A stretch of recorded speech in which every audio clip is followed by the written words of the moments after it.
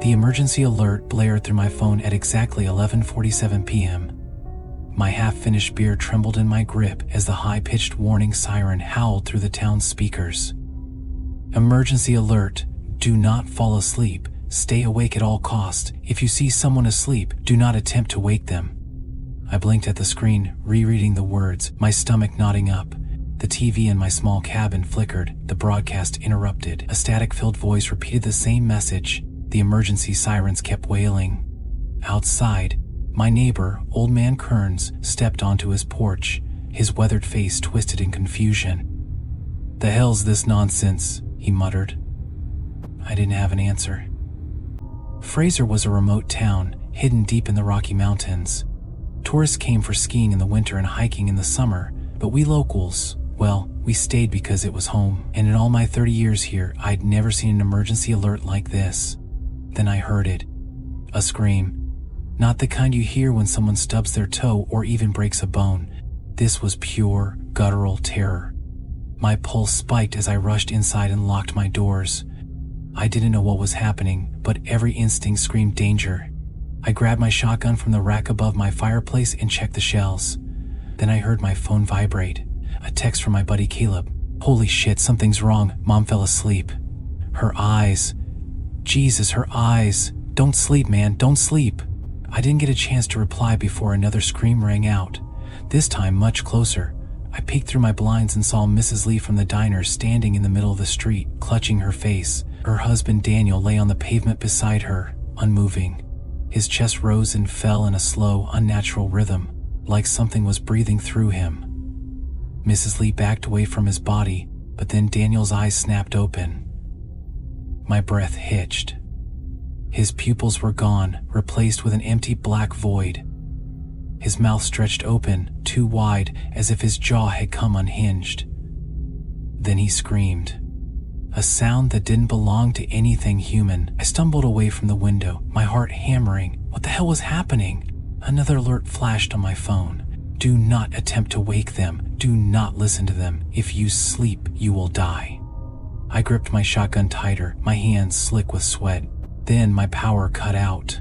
The streetlights died. Only the emergency sirens remained, wailing their terrible warning into the night. I didn't realize how much time had passed until my clock hit 12:30 a.m. The emergency alerts had stopped. The town was eerily silent now, except for the occasional scream in the distance. I kept my back against the wall, shotgun in hand, listening. Then, 3 knocks. Slow, deliberate, right on my front door. I swallowed hard. I didn't move. Then the knocks came again, louder this time. I peered through the peephole. It was Caleb. His face was pale, his eyes wild. He looked like he'd seen something that broke him. I hesitated. Every instinct told me to let him in, but the emergency alert's words rang in my head. Do not listen to them. I opened my mouth to say something, but then Caleb tilted his head and smiled. His teeth were wrong. Too many, too sharp. I took a step back, my breath shallow. "Open the door, man," he said, his voice off, like something was using his vocal cords wrong. I tightened my grip on the shotgun. "You're not Caleb." The smile widened. "Come on, don't be like that." His voice shifted, distorting into something high-pitched, shrill. It sounded like my mother's voice, even though she'd been dead for years. "Let me in, baby." I almost did. Something about the voice pulled at my mind, made my eyelids feel heavy. No, I gritted my teeth, turned away, and forced my feet to move. I wouldn't listen. I wouldn't sleep. The knocking stopped. Then I heard a whisper through the crack under the door. "You'll sleep eventually."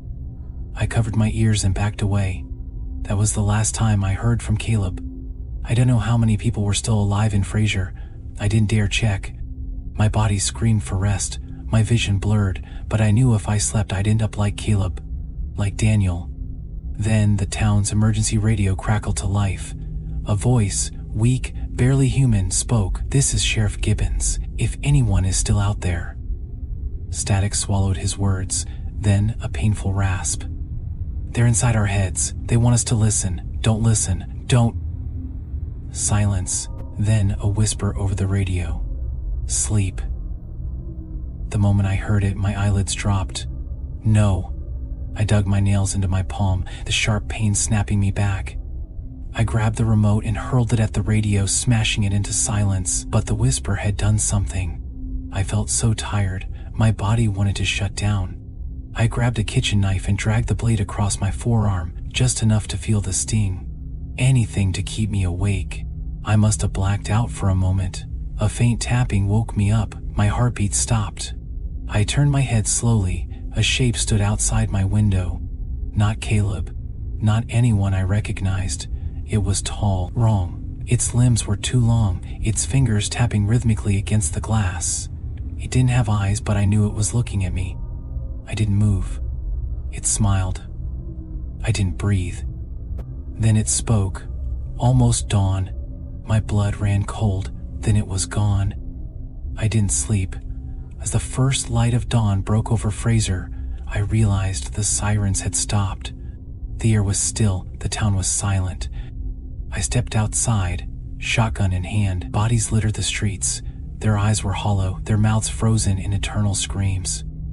Some were still breathing, but they weren't alive. I walked past them, past Caleb's front porch where his door hung open, his body crumpled just inside. I didn't check if he was still breathing, I just kept walking. As I reached the edge of town, my phone vibrated one last time. Final alert, the event has passed. Do not attempt to leave town. Do not speak of what happened. If you survived, you are not safe. I stared at the message. A soft whisper brushed against my ear. You'll sleep eventually.